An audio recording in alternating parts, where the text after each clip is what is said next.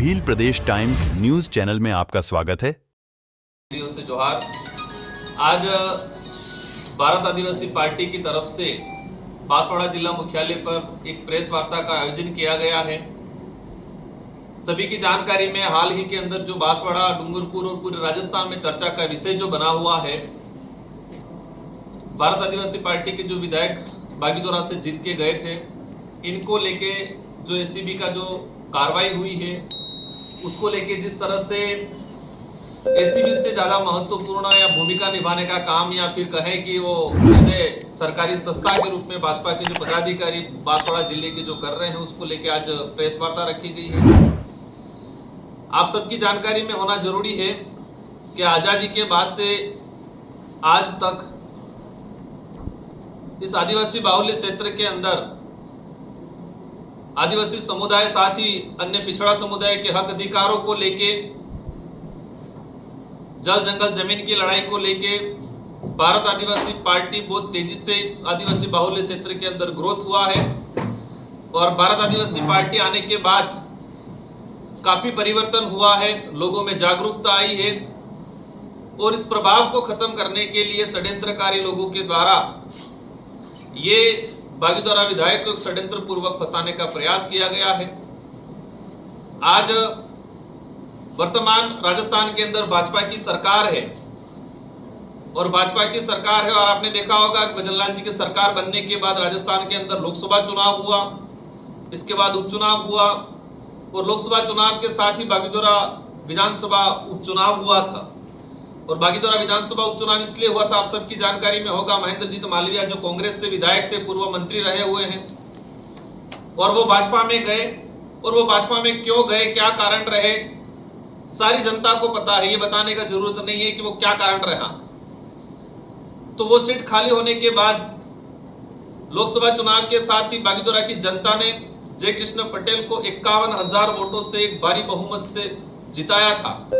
और जीतने के बाद 4 जून को रिजल्ट आया, 3 जुलाई को उन्होंने शपथ लिया और जिस दिन से रिजल्ट आया उस दिन से ही आम चर्चा में आ गया था, विरोधी लोगों के द्वारा कहा जा रहा था कि इसको 1 साल भी नहीं निकालने दिया जाएगा, उसको उपचुनाव कराएंगे।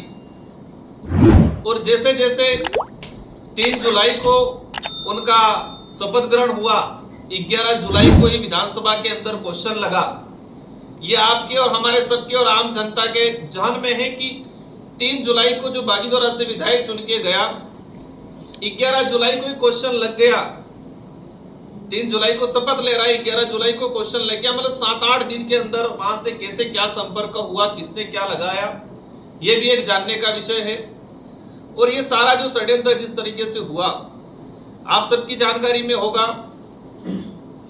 कि 2 क्वेश्चन लगे थे।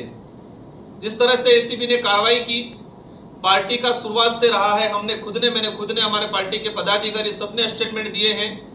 एसीबी की कार्रवाई हुई है, विधायक गलत है, एसीबी कोर्ट तय करेगा और एसीबी हमारी पार्टी की तरफ से भी एक्शन लिया जाएगा।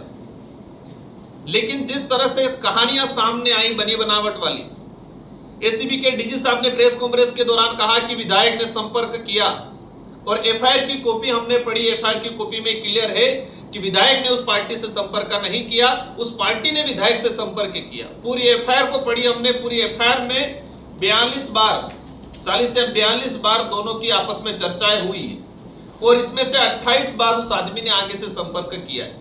विधायक की तरफ से 11 बार कॉल हुए और 11 बार में भी लगभग 7 बार तो रिप्ले में कॉल किया गया।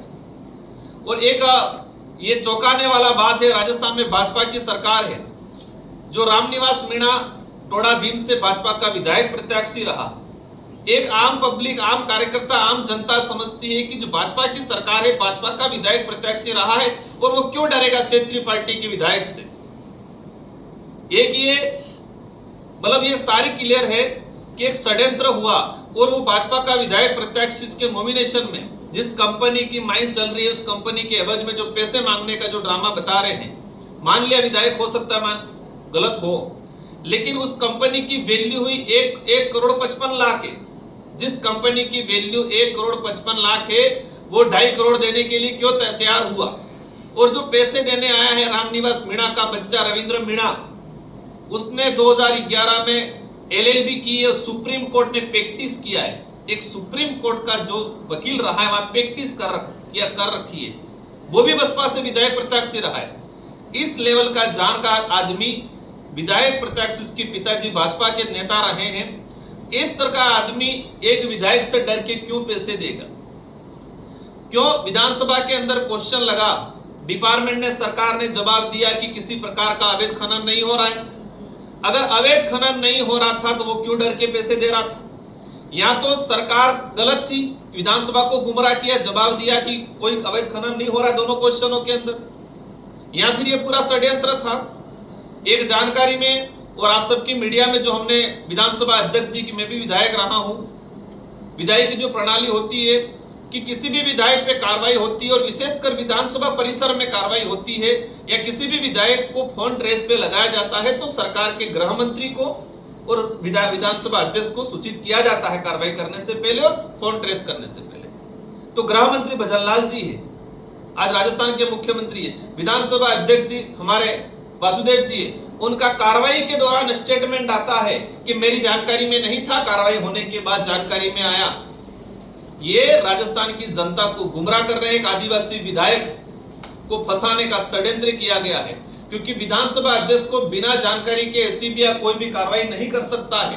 सेंट्रल की जो एजेंसी है वो भी अगर रूलिंग में विधायक है उस पर सीधी कार्रवाई नहीं कर सकते विधायक सभा अध्यक्ष को सूचित किए बिना, लेकिन अध्यक्ष जी ने कहा कि मेरी जानकारी में नहीं था।